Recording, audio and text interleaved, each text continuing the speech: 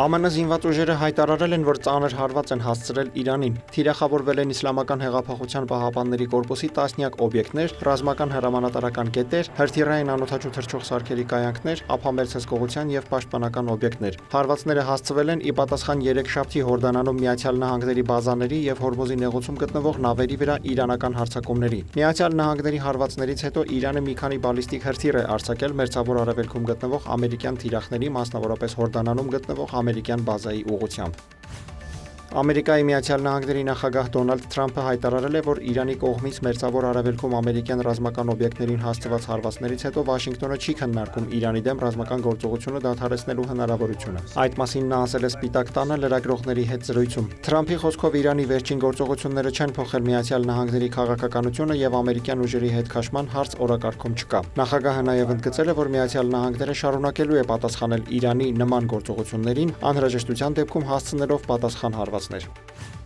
Ռուսական ուժերը հուլիսի 30-ի գիշերը հրթիռային հարվածներ են հասցրել Լվովին։ Քաղաքում մի քանի պայթյուն է որոտացել, վնասվել են 2 բազմահարկ բնակելի շենք եւ ոչ բնակելի շենք։ Լվովի մարզային վարչակազմի ղեկավար Մաքսիմ Կոզիցկին հայտնել է, որ տուժել է 15 մարդ, փլատակներում մարդիկ են մնացել։ Կիևում էլ ռուսական ուժերի հարձակման հետևանքով 1 մարդ է զոհվել, եւս 2-ը վիրավորվել։ Կիևի մարզում հարվածների հետևանքով 5 մարդ է տուժել։ Կրիվոյ Ռոգի արվարձանում մասնավոր տան ուղղությամբ հրթիռի ուղիղ հարվածի հետևանքով զոհվել է 6 մարդ, այդ թվում 5 եւ 12 տարեկան աղջիկներ, եւս 8 մարդ տուժել է։ Ուկրաինայի նախագահն էլ Տելեգրամյան իր ալիքում տեղեկացրել է, որ ռուսական ուժերի թիրախում այս գիշեր հայտնվել են Կիևը եւ Կիևի, Դնեպրոպետրովսկի, Լվովի, Պոլտավայի, Խարկովի, Նիկոլաևի, Սումիի, Վիննիցիի, Չերկասի եւ Իվանո-Ֆրանկովսկի մարզերը։ Ավերվել եւ վնասվել են տասնյակ սովորական բնակելի տներ, քաղաքացիական ձեռնարկություններ եւ ենթակառուցվածքների օբյեկտներ։ Այդ հարձակման ընթացքում արձակվել է ավելի քան 70 հրթիռ եւ 280 հարվածային անօդաչու թռչող սարք։ Դրանց մի մասը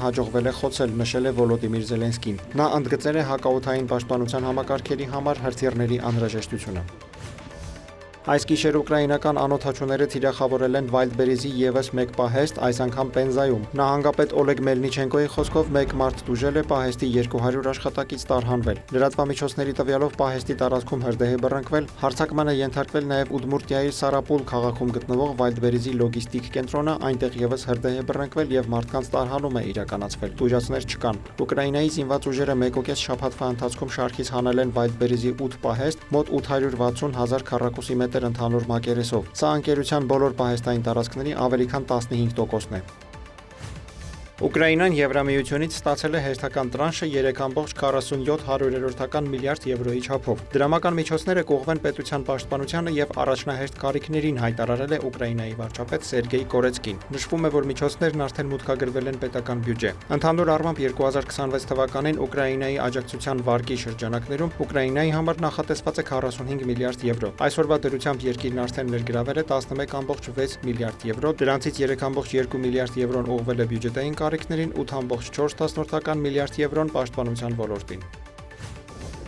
Թուրքիայում մոլեգնող անտառային հրդեհները մոտենում են Անտալիա եւ Մուղլա նահանգների զբոսաշրջային հատվածներին։ Իշխանությունները սկսել են մարդկանց տարհանումը, տներից արդեն մի քանի 100 մարդ է հեռացել։ Գրանցվել է հրդեհի 90 օջախ։ Անտալիայում փակվել է տարածաշրջանի առանցքային ճանապարհը։ Մուղլա նահանգում իրավիճակն ավելի բարդ է, այնտեղ 5 խոշոր հրդեհ է գրանցվել։ Դրանք հանգցնելու համար գրեթե ամենուր գործարկվել է ավիացիան, ավելի քան 100 ուղղաթիռ եւ գրեթե 30 ինքնաթիռ։ Ներգրաված է ավելի քան 3000 մարդ։ Աղետի պատճառը դարձել սաստիկ տապ է։ Այս օրերին ջերմաստիճանը այնտեղ հասել է 52 աստիճանի։ Դավիթ Մուրադյան, լուրեր։